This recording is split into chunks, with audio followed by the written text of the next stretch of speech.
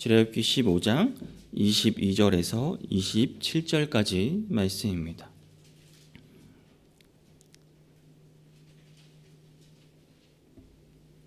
제가 봉독하도록 하겠습니다.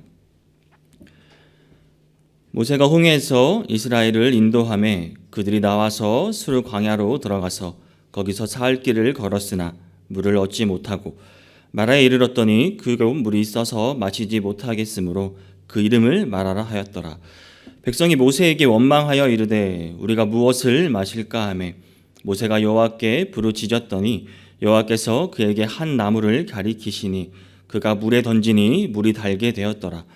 거기서 여호와께서 그들을 위하여 법도와 율례를 정하시고 그들을 시험하실세 이르시되 너희가 너희 하나님 나 여호와의 말을 들어 순종하고 내가 보기에 의를 행하며 내 계명에 귀를 기울이며 내 모든 규례를 지키면 내가 애굽 사람에게 내린 모든 질병 중 하나도 너희에게 내리지 아니하리니 나는 너희를 치료하는 여호와임이라.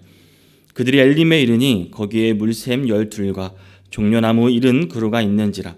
거기서 그들이 그 물 곁에 장막을 치니라. 아멘. 네, 여러분 광야, 사막하면 여러분 어떤 이미지가 떠오르시나요? 혹시 사막에 가보신 경험이 있으신 분은 혹시 있을지 모르겠습니다. 저는 사막에 가본 경험은 없지만 보통 사막하면 일반적으로 그 뜨거운 그 모래, 그리고 모래 폭풍, 모래 바람, 끝없는 지평선, 끝이 보이지 않는 곳, 이런 것들이 떠오릅니다. 혹은 감정적으로는 막막함, 좀 외로움, 슬픔, 이런 심한 갈증, 이러한 것들이 떠오를 수 있습니다. 만약 여러분이 사막에 있다면 우리에게 가장 필요한 것은 무엇일까요? 물이죠, 그렇죠? 물이 아마 가장 필요할 것입니다. 물과 또 나무가 있는 오아시스가 가장 필요한 것일 겁니다. 오늘 본문에서는 그 홍해의 기적을 맛보고 모세와 이스라엘 백성이 수르 광야로 들어갑니다. 이들에게 지금 가장 필요한 것은 그 물, 오아시스가 가장 필요합니다. 오늘 말씀의 제목은 진정한 오아시스를 찾아서입니다. 진정한 오아시스를 찾아서 모세와 이스라엘 백성들은 길을 걷습니다. 22절을 보니 사흘 길을 걸었으나 물을 얻지 못하고 라고 말하고 있습니다. 여러분 한번 생각해 보십시오. 사흘 동안 물을 먹지 못한다고 한번 생각해 보시기 바랍니다. 그런데 걷기까지 합니다. 걸으면서 그 물이 말씀 그 고통이 얼마나 다가올까. 이들은 서서히 이제 육체적인 고통을 느끼기 시작합니다. 광야로 들어가는 순간 이들에게는 또 다른 시험이 시작된 것입니다. 이 시험을 통해 오늘 우리에게 주어지는 교훈을 함께 나누고자 합니다. 사랑하는 여러분, 먼저 힘써 얻은 것이 헛될 수 있습니다. 23절에서 이들은 마라에 도착합니다. 홍해를 그 홍해의 기적을 맛본 다음에 처음으로 장막을 친 곳입니다. 드디어 여기서 이제 이들은 물을 발견합니다. 사흘을 걸어서 물을 발견한 것입니다. 이들에게 정말 희망 같은 그런 오아시스를 발견했습니다. 며칠의 목마름에 드디어 물을 얻었습니다. 그런데 이게 뭡니까? 물이 써서 마시지를 못합니다. 23절을 보니 마라에 이르렀더니 그곳에 물이 써서 마시지 못하겠으므로 그 이름을 마라라 하였더라 라고 말합니다. 이 마라라는 뜻이 이름의 뜻이 쓰다, 괴롭다 입니다. 힘써서 물을 얻었지만 써서 먹을 수가 없습니다. 이들은 무슨 생각이 들겠습니까? 그동안의 고생이 기억나겠지요. 그러니까 이것만을 위해서 달려온 자신의 그 희생, 자신의 시간, 그 고생이 생각하면서 그 허무함과 이들에게 무력함이 몰려올 것입니다. 사랑하는 여러분, 아무리 힘써 얻은 것이더라도 헛될 수 있다는 것입니다. 그게 다가 아닐 수 있어요. 근데 참 허무하죠. 아쉽고 자꾸 생각이 납니다. 더 힘들어집니다. 그런데 그 이유는 이들에게 진정한 오아시스, 이 목표가 이것이었기 때문입니다. 이 목표를 가지고 왔으니까 그 목표가 무너지니까 모든 게 무너져 버립니다. 우리는 어떤가요? 보통 우리가 목표를 가지고 다 살아갑니다. 그렇죠? 젊은 학생들은 대학이 목표가 될 수도 있고요. 취업이 그들의 목표가 될 수 있습니다. 직장이 될 수도 있고요. 시험 혹은 결혼이 또 어떤 사람들에겐 목표가 될 수가 있습니다. 결혼한 사람들은 어떤가요? 자녀 계획을 또 계획하는 사람들도 볼 수 있고요. 아니면 요즘 뭐 나이가 들어도 뭐 부동산 뭐 중개인이나 뭐 요양보호사 같은 그런 또 자격증 목표로 하고 살아가시는 형제들도 아마 계실 겁니다. 우리는 다들 크고 작은 목표를 가지고 살아갑니다. 물론 한 번에 잘 되면 얼마나 좋습니까? 감사하죠. 정말 하나님의 또 은혜라고 생각하면서 살아갑니다. 그런데 대부분의 사람들은 그게 잘 안 됩니다. 힘써 최선을 다하지만 얻지 못할 수가 있다는 말입니다. 지난 시간을 그럼 우리가 돌아보겠지요. 내가 최선을 다 안 했나? 그래도 난 나름 최선을 다한 것 같은데. 그러다가 이제 이게 뭐야 이게. 그동안 내가 수고한 이제 시간까지 아까워지려고 합니다. 내가 이러려고 이 시간을 여기에 들였나라고 자신을 돌아보란다. 그런데 혹시 심지어 그 목표를 이루었다고 해도 그것이 생각했던 것과 다를 수 있습니다. 뭐야, 겨우 이거였어? 내가 이것을 위해서 이렇게 달려온 거였어라고 생각할 수 있습니다. 목표를 이루지 못했든 힘써 수고한 것들이 아무것도 아닐 수 있다는 말입니다. 이런 시간이 지속되면 결국 나오는 것은 무엇이겠습니까? 원망이 나옵니다. 자신을 돌아보는 시간을 지나면서 남 탓을 하기 시작합니다. 이게 더 심해지면 이제 하나님을 탓하기 시작합니다. 하나님, 저에게 도대체 왜 이러십니까? 저에게 왜 이러십니까? 라며 하나님을 원망합니다. 이스라엘 백성들도 마찬가지입니다. 사람이 다 똑같지 않겠습니까? 24절을 보니 백성이 모세에게 원망하여 이르되 우리가 무엇을 마실까 하매 라고 백성들이 원망하기 시작합니다. 이게 뭐냐? 우리 이제 어떻게 살아간단 말이냐? 무엇을 마셔야 한단 말이냐? 이스라엘 백성들이 지금 어디를 건너왔습니까? 홍해바다를 건너왔어요. 사흘 전만 해도 그 홍해바다, 말도 안 되는 기적을 경험한 다음에 여기를 온 것입니다. 하나님의 은혜를 정말 누구보다 더 직접적으로 경험하고 맛보고 그 은혜를 기뻐하면서 이 길을 걸어온 자들입니다. 그 기쁨과 감격으로 이곳에 왔는데 이들은 어떻습니까? 그 하나님의 은혜, 감동 3일 만에 금방 잊어버리고 말았습니다. 이스라엘 백성들 홍해의 기적 다 잊어버렸어요. 그들의 마음엔 불평이 시작됩니다. 내가 힘드니까 내가 그렇게 바라던 그 목표, 그 오아시스가 이거였기 때문에 이들은 끝이라고 생각했습니다. 이게 최종 목표였을까요? 우리는요 조금만 역경에도 무너져 버립니다. 인간의 속성이 이렇습니다. 참 안타깝습니다. 아주 간교하고 아주 변덕스럽습니다. 우리라고 다를 게 있겠습니까? 하나님께서는 모세라와 이스라엘 백성을 광야로 불러서 시험을 하신 것입니다. 이스라엘 백성들은 무너지고 있지만 다행히 교자인 모세는 깨어 있었습니다.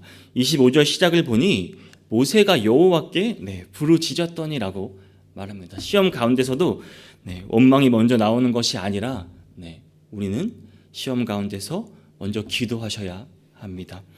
은혜 하나님께서 우리의 원망까지 들어주실 수도 있습니다. 그러나 기도가 먼저 되어야 합니다. 기도를 해야 그 하나님의 은혜, 하나님의 기적을 맛볼 수 있습니다.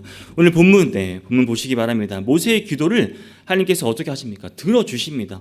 25절을 계속 보겠습니다. 모세가 여호와께 부르짖었더니 여호와께서 그에게 한 나무를 가리키시니 그가 물에 던지니 물이 달게 되었더라. 거기서 여호와께서 그들을 위하여 법도와 율례를 정하시고 그들을 시험하실 때 한 나무를 도구로 사용하십니다. 한순간에 물이 달게 됩니다. 다시 한번 하나님께서 모세와 그들의 백성들에게 기적을 베풀어 주시고 은혜를 경험하게 해주십니다. 그리고 본 시험의 목적을 말씀해 주시는데요.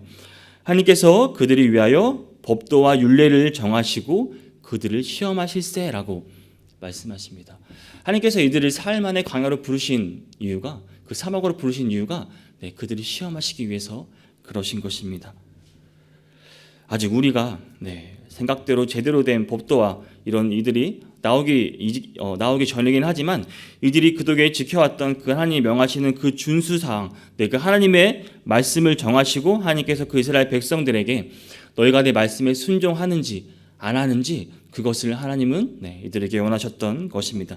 이게 무슨 말이냐면 26절을 보면 이르시되 너희가 너희의 하나님 나 여호와의 말을 들어 순종하고 내가 보기에 의를 행하며 내 계명에 귀를 기울이며 내 모든 규례를 지키면 내가 애굽 사람에게 내린 모든 질병 중 하나도 너희에게 내리지 아니하나니 나는 너희를 치료하는 여호와임이니라 라고 말씀하십니다.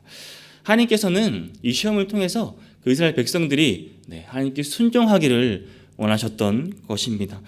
자, 너희 내 말을 잘 듣고 내 말에 순종하고 의를 행하고 계명에 귀 기울이고 내 모든 규례를 지키면 라고 순종을 촉구하시는 것입니다. 지키면 이로운 사람, 우리가 가장 원하는 가장 바람직한 이상적인 그 신앙의 표준 아니겠습니까? 하나님께서는 이 가장 기본이 되는 이 신앙, 이 믿음이 이스라엘 백성들에게 있기를 원하셨던 것입니다. 한번 잘 보시기 바랍니다. 이스라엘 백성들 얼마나 나약합니까? 그렇죠? 그 기적을 맛보고도, 홍해의 기적을 맛보고도 금방 잊어버렸습니다. 사람의 마음이 이렇게 변덕스럽고 간교하다는 것입니다. 하나님께서도 이 마음을 당연히 아시죠. 그래서 이들을 광야로 부르신 겁니다. 하나님께 순종하라고 말합니다. 그 마음속에 원망이 나오기 전에 먼저 우리가 기도해야 합니다.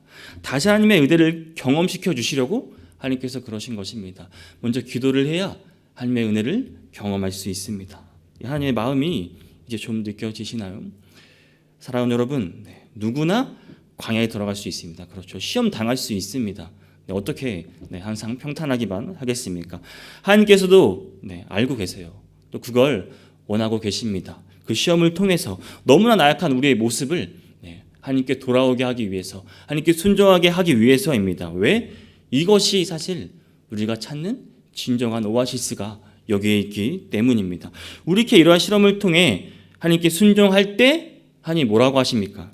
26절 하반절을 보면 너희가 지키면 내가 애굽 사람에게 내린 모든 질병 중 하나도 너희에게 내리지 아니하리니 나는 너희를 치료하는 여호와임이라라고 말씀하십니다.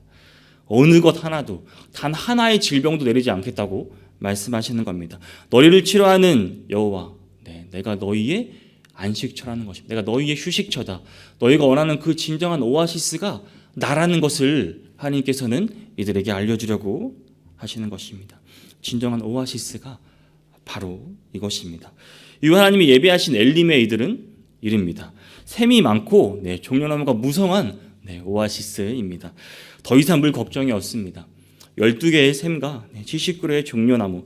여기서 이 숫자를 가리키는 숫자는 12, 27은 실제적인 숫자가 아니라 이제 상징적인 완전수, 그런 완전수인 문학적인 숫자로 이해하셔야 됩니다. 그러니까 완전한 정말 진정한 오아시스를 이들은 맛볼 수 있습니다.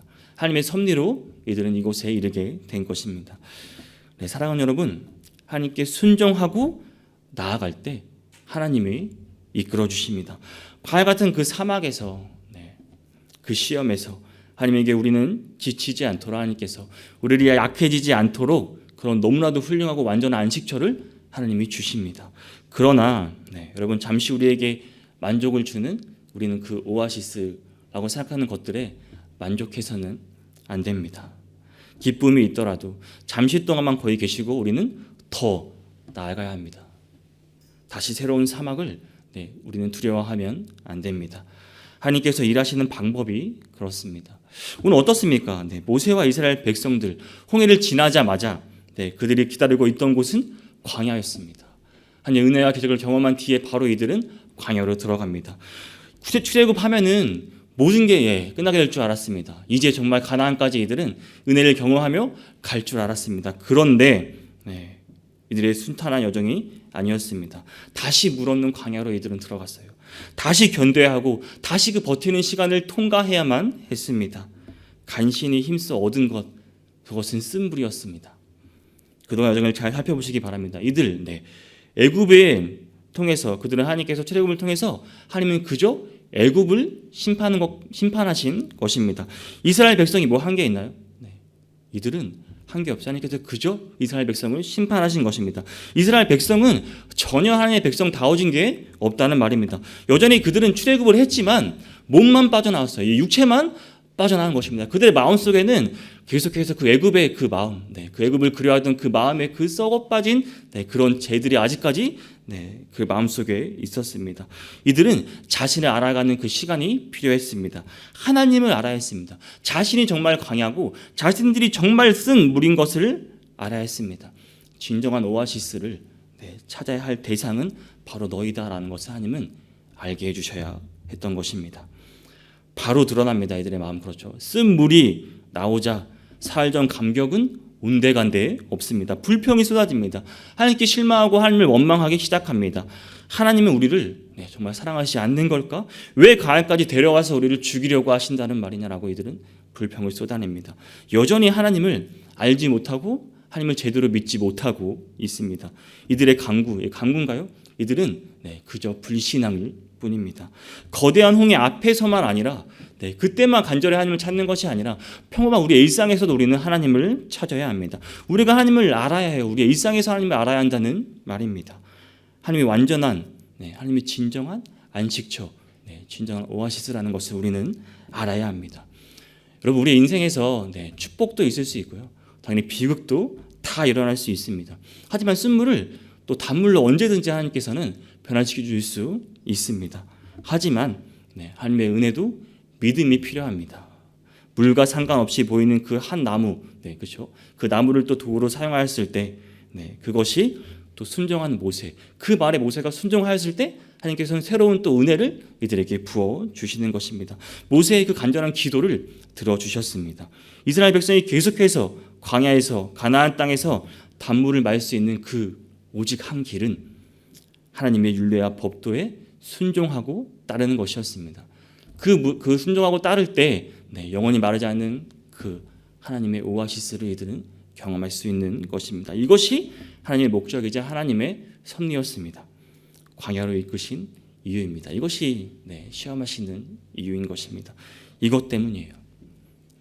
사랑하는 여러분, 무에서 유를 창조하시는 하나님이십니다. 혼돈에서 질서를 만드시고요. 쓴 물을 단물로 바꾸시는 분이 하나님이십니다.